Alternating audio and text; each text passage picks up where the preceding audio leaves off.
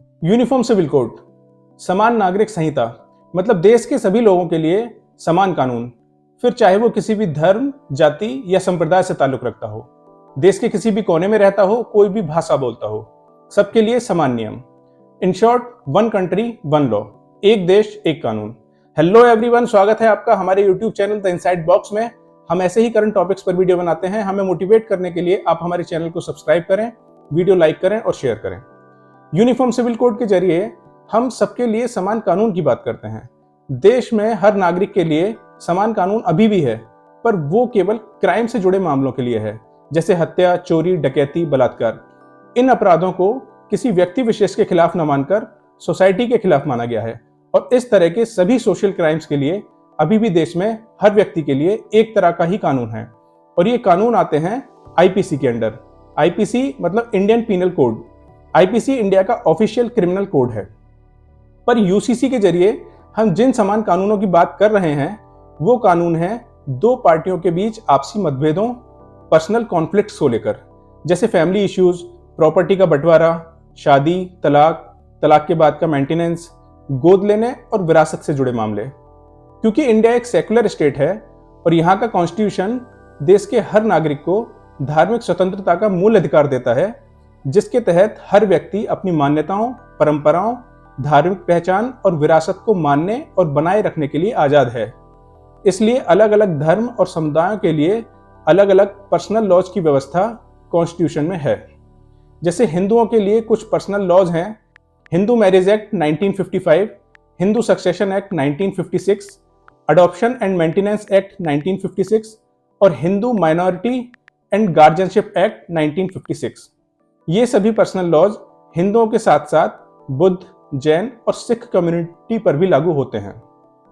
इसी तरह मुस्लिम्स के लिए मुस्लिम पर्सनल लॉ शरीयत एक्ट 1937 है। अब पॉइंट ये है कि वैसे तो हमारा कॉन्स्टिट्यूशन देश के हर नागरिक को समानता का अधिकार देता है, पर जब कभी इस तरह का कोई सिविल केस आता है तो सबसे पहले देखा जाता है कि वो व्यक्ति किस धर्म का है, और उस धर्म के पर्सनल लॉज के हिसाब से उस केस को डील किया जाता है। तो भाई इक्वालिटी कहाँ रह गई? पर ऐसा नहीं है कि कॉन्स्टिट्यूशन बनाने वालों ने इस बारे में नहीं सोचा। असल में जब कॉन्स्टिट्यूशन पर काम चल रहा था उस समय कॉन्स्टिट्यूशन असेंबली में दो तरह के लोग थे। एक यूनिफॉर्म सिविल कोड के सपोर्ट में थे और दूसरे अपोज में, स्पेशली मुस्लिम रिप्रेजेंटेटिव। इसके अलावा देश उस समय रिलीजियस अनस्टेबिलिटी के दौर से गुजर रहा था। देश में धार्मिक अशांति थी, रिलीजन के नाम पर देश का बंटवारा हो चुका था। तो सिचुएशन को ध्यान में रखते हुए कॉन्स्टिट्यूएंट असेंबली ने यूसीसी के मुद्दे को ठंडे बस्ते में डाल दिया, जिससे देश में शांति बनी रहे। और यूनिफॉर्म सिविल कोड के लिए कॉन्स्टिट्यूशन के article 44 of DPSP, directive principles of state policy में कहा गया कि the state shall endeavour to secure for the citizens a uniform civil code throughout the territory of India. यानी कि ये सरकार की जिम्मेदारी है कि वो भारत के हर नागरिक पर एक समान कानून के अंतर्गत सभी तरह की सिचुएशन समान माने और उसी तरह उसके लिए प्रावधान करे। पर अभी तक आज़ादी के 75 साल बाद तक इस दिशा में कोई मजबूत कदम नहीं उठाया गया है।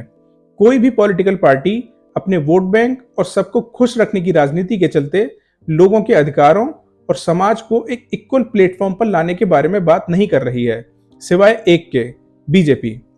यूसीसी इंप्लीमेंट करने को लेकर समाज और जुडिशियरी की तरफ से समय समय पर आवाज तेज होती रही है, और ऐसी ही एक आवाज का नाम है शाहबानो केस।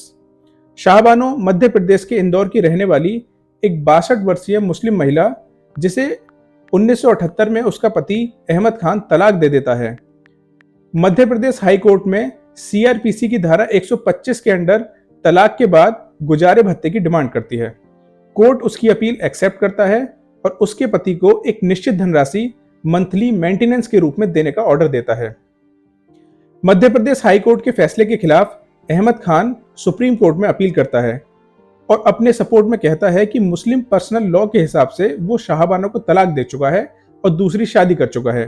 तलाक के बाद केवल इद्दत पीरियड तक ही शाहबानो उसकी जिम्मेदारी बनती है और इद्दत पीरियड अब खत्म हो चुका है। मुस्लिम पर्सनल लॉ के हिसाब से इद्दत हस्बैंड की डेथ या हस्बैंड से तलाक के बाद का वो टाइम है जिसमें महिला दूसरी शादी नहीं कर सकती। ये कोई फिक्स टाइम पीरियड नहीं है, सिचुएशन के हिसाब से ये वेरी हो सकता है। तलाक के केस में ये पीरियड अराउंड 3 महीने का होता है, और अगर इस पीरियड के दौरान वाइफ में प्रेगनेंसी डिटेक्ट होती है तो ये टाइम पीरियड बढ़कर बच्चे के जन्म तक हो जाता है। अहमद खान की अपील सुप्रीम कोर्ट रिजेक्ट कर देती है और कहती है कि मुस्लिम पर्सनल लॉ से पहले ये मामला सीआरपीसी की धारा 125 के अंडर आता है। सीआरपीसी किसी भी धर्म या संप्रदाय के पर्सनल लॉ से ऊपर है और देश के हर नागरिक पर समान रूप से लागू होता है। और इस केस में सीआरपीसी और पर्सनल लॉ के बीच कॉन्फ्लिक्ट्स को देखते हुए सुप्रीम कोर्ट गवर्नमेंट को कॉन्स्टिट्यूशन का रेफरेंस देते हुए ऑर्डर देती है कि वो देश में यूनिफॉर्म सिविल कोड इंप्लीमेंट करने की दिशा में काम करे। सुप्रीम कोर्ट के इस फैसले से मुस्लिम समाज नाराज हो जाता है और सड़कों पर विरोध प्रदर्शन शुरू कर देता है। उनका कहना है कि ये फैसला मुस्लिम पर्सनल लॉज के खिलाफ है और कॉन्स्टिट्यूशन द्वारा दिए गए रिलीजियस फ्रीडम के मूल अधिकारों का हनन है। मुस्लिम समाज के विरोध को देखते हुए उस समय की राजीव गांधी कांग्रेस सरकार मुस्लिम समाज को खुश करके अपना वोट बैंक बचाने की राजनीति में संसद में एक बिल पास करती है और सुप्रीम कोर्ट के फैसले को रद्द कर देती है। इस बिल का नाम है the Muslim women protection of rights on divorce act 1986, जिसके हिसाब से तलाक के बाद बस इद्दत पीरियड तक ही हस्बैंड वाइफ को मेंटेनेंस देने के लिए लायबल है। उसके बाद ये जिम्मेदारी बनती है वाइफ के रिलेटिव्स की और उसके बाद मुस्लिम वक्फ बोर्ड की। सरकार के इस फैसले से कांग्रेस का मुस्लिम वोट बैंक तो खुश हो गया, पर हिंदू समाज नाराज हो गया। अब बारी है हिंदू वोट बैंक बचाने की और इसके लिए सरकार ने जुडिशरी के थ्रू बाबरी मस्जिद के गेट हिंदुओं के लिए ओपन कर दिए और वहां राम जन्मभूमि पर हिंदुओं को पूजा करने के लिए परमिशन दे दी गई। ये माना जाता है कि राजीव गांधी सरकार के वोट बैंक बचाने और अपीजमेंट की पॉलिटिक्स के चलते लिए गए इन दो फैसलों का नतीजा था 6 दिसंबर 1992 को बाबरी मस्जिद कांड। इस बारे में हम एक अलग वीडियो में बात करेंगे। और इस तरह साहबानो केस के जरिए देश में यूनिफॉर्म सिविल कोड के लिए आवाज उठी। इसके अलावा Sarla Mudgal case, John B case भी ऐसे एग्जाम्पल हैं जिन्होंने देश में यूसीसी का मुद्दा उठाया। रिसेंटली यूसीसी के चर्चा में आने का कारण है प्रधानमंत्री श्री नरेंद्र मोदी का उनकी मध्य प्रदेश विजिट के दौरान दिया गया एक भाषण। इस भाषण में उन्होंने यूसीसी को सपोर्ट किया और यूसीसी और 3 तलाक का विरोध करने वालों पर निशाना साधा। यूसीसी इंप्लीमेंट होने से सबसे ज़्यादा फायदा अगर किसी को होगा तो वो है महिला वर्ग, स्पेशली मुस्लिम महिला वर्ग। अपने भाषण में उन्होंने कहा कि विपक्षी पार्टियां अपने फायदे के लिए यूसीसी के खिलाफ लोगों को भड़का रही हैं और गलत अफवाह फैला रही हैं। राम मंदिर, धारा 370, 3 तलाक और यूसीसी ये हमेशा से ही बीजेपी की चुनावी राजनीति का अहम मुद्दा रहे हैं और इन मुद्दों की 2014 और 2019 के लोकसभा चुनावों में बीजेपी की जीत में बड़ी भूमिका रही है। राम मंदिर, धारा 370, 3 तलाक, बीजेपी अपने ये वादे ऑलरेडी पूरा कर चुकी है। बचता है यूसीसी का मुद्दा, जिसे लेकर बीजेपी 2024 के इलेक्शंस को टारगेट कर रही है, ऐसा मानना है विपक्षी राजनीतिक दलों का। अगर हम यूसीसी के मुद्दे को पॉलिटिक्स से अलग करके देखें तो यूसीसी के आने से पर्सनल लॉ, जो कि लोगों की सहूलियत के हिसाब से बनाए गए हैं, और जनरल लॉ के बीच का कॉन्फ्लिक्ट खत्म होगा और सभी को धर्म, जाति, महिला, पुरुष, अमीर, गरीब से अलग एक नज़र से देखा जा सकेगा, जिससे राष्ट्रीय एकता मजबूत होगी, जो कि आज के प्रोग्रेसिव समाज की जरूरत भी है। क्योंकि समाज में परंपराओं और रीति रिवाजों की आड़ में जो असमानता और भेदभाव पल रहा है उसे केवल यूसीसी के जरिए ही खत्म किया जा सकता है और सबके लिए समानता के मूल अधिकार को सुरक्षित किया जा सकता है। कॉन्स्टिट्यूशन में भी कहा गया है कि जब समाज तैयार हो जाए तो बाद की सरकारों द्वारा यूसीसी लागू किया जाना चाहिए और मुझे लगता है कि अब समय आ गया है। यूसीसी की जरूरत है राष्ट्रीय एकता के लिए, संविधान द्वारा देश के हर नागरिक को दिए गए फंडामेंटल राइट्स, मौलिक अधिकारों की सुरक्षा के लिए, देश के सभी लोगों को समान लेवल पर लाने के लिए, फिर वो चाहे किसी भी धर्म, संप्रदाय या जाति से ताल्लुक रखता हो, देश में स्त्री और पुरुषों के बीच के भेदभाव को खत्म करने के लिए। अपने देश में डाइवर्सिटी को देखते हुए यूनिफॉर्म सिविल कोड लेके आना एक सेंसिटिव और मुश्किल काम है, पर बीजेपी सरकार ऐसा करने की कोशिश कर रही है।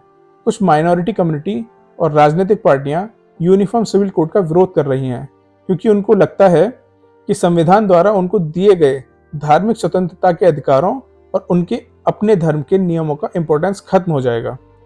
यूनिफॉर्म सिविल कोड के आने से उनके व्यक्तिगत धार्मिक मामलों में सरकार का हस्तक्षेप बढ़ जाएगा। यूनिफॉर्म सिविल कोड का आना बीजेपी का इंडिया को सेक्युलर से हिंदू राष्ट्र बनाने की दिशा में एक कदम है और इसलिए उनको लगता है कि यूनिफॉर्म सिविल कोड के आने से सभी धर्मों पर हिंदू कोड लागू हो जाएगा। इसके अलावा यूनिफॉर्म सिविल कोड लाना इसलिए भी मुश्किल है क्योंकि संविधान द्वारा नॉर्थ ईस्ट के कुछ राज्यों को दिए गए स्पेशल प्रोविजन खत्म हो जाएंगे और सरकार को वहां के लोगों से विरोध का सामना करना पड़ेगा। गोवा देश का अकेला राज्य है जहां ऑलरेडी यूसीसी लागू है और उत्तराखंड में भी यूसीसी लागू करने को लेकर ड्राफ्टिंग का काम पूरा हो चुका है। इसके अलावा आप और बीएसपी जैसे राजनीतिक दलों ने भी यूसीसी के सपोर्ट में आवाज उठाई है और रिसेंटली 3 तलाक और धारा 370 का हटाए जाने की सक्सेस के चलते यूसीसी के लागू होने की उम्मीद बढ़ गई है।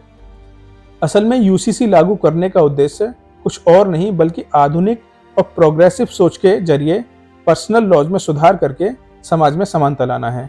मुझे लगता है कि यूसीसी आज के समाज की जरूरत है जिससे देश सही मायनों में सेक्युलर बन पाएगा। इसके आने से संविधान द्वारा नागरिकों को दिए गए समानता के अधिकारों को महसूस किया जा सकेगा। लोग खुद को धर्म, जाति, संप्रदाय, ऊंच नीच की सोच से ऊपर उठा पाएंगे और दुनिया सेक्युलर इंडिया की पहले से कहीं बेहतर तस्वीर देख पाएगी। क्योंकि गांधी जी ने भी कभी कहा था कि मैं अपने सपनों के भारत से एक धर्म विकसित करने की उम्मीद नहीं करता।